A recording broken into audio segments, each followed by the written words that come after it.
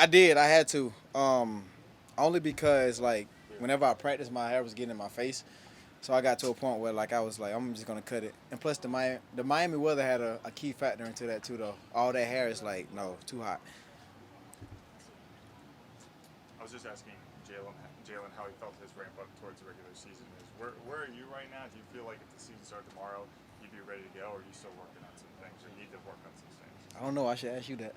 How have I been looking?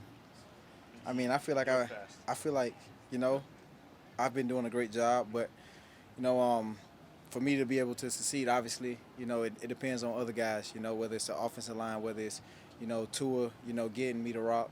So everything's right now is a process.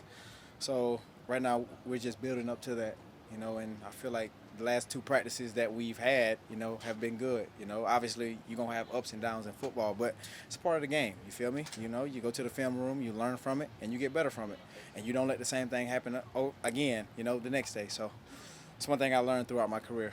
Tyreek, Mike mentioned this morning that the two interceptions that Tua threw yesterday was him trying to maximize his abilities and Right. get away with.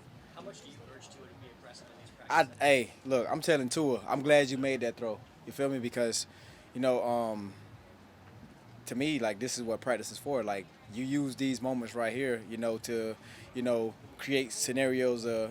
Try to, you know, throw a guy a ball in certain situations. And that, I believe his first pick was, Tua was trying to look off the left side linebacker, and he messed around and looked the other linebacker into the window. Trying to get me the ball. So it's just learning things, So that way, whenever the season comes, he knows he can't do that. You feel me? Like he knows exactly where he has to put his eyes. And the 2 minute one, it was just like, hey, the score is 7-9. We don't have to be aggressive down here. You feel me? Like we've already got two big chunk plays. First one to Durham, the second one to myself, and we are inside of the 20-yard line. And Tua already knows that, but um, for him to stay aggressive and stay in that aggressive mindset, I love it. Like, Did you feel like you scored on the one before that? oh, you know what? It's gonna be a bang bang. Jimmy Ward is a great player. It's gonna be a bang bang. But I like myself over anybody. Tyreek, I'm curious. We focus so much on the physical aspect of the game, but you're a very smart player. Right. I was curious in terms of honing in on the mental side. Is that something that's always been the key for you, or was there a point in your career where you really started to focus on like film study or anything like that? Man, believe this or not, I don't watch no film, bro. Like I just know the game of football inside out. Like I've been playing this game since I was a kid, since I was like 5, 6, and I grew up in a football household. So, plus my dad was a coach. You feel me? So I know every defense. I know every defensive line. What they doing. Like I know everything.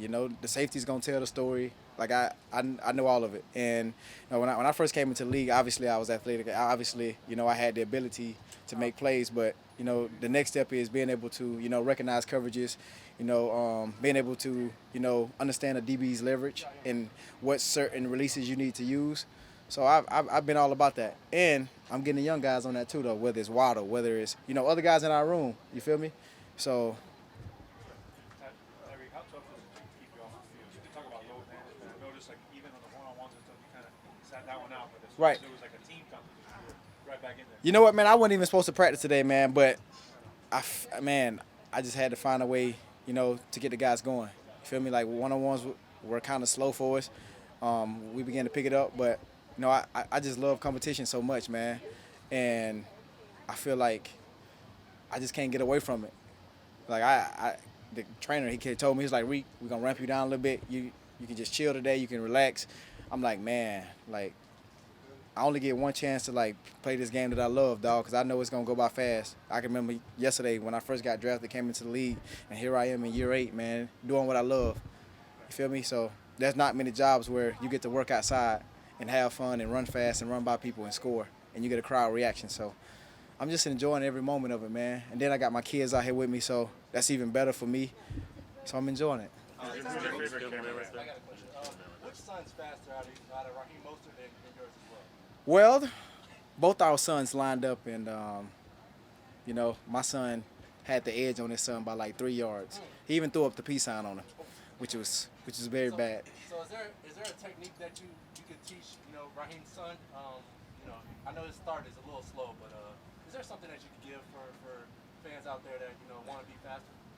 For the fans that want to be faster, number one, don't eat like Cheetah, because Cheetah eat like crap. I'm finna go eat some canes right after this. Number two, make sure you hydrate. The Cheetah don't hydrate. That's why I cramp a lot. Make sure y'all hydrate. So don't do the things that I do. And number three, man, you just got to believe in yourself. Confidence is everything, baby. Thank you for the advice. Thank you, Cheetah. Yes, sir. So, Tyreek, real quick, we saw Tyreek Hill hurt today. Uh-huh. How important is he in this offense? Man, we all know, man. I just said it.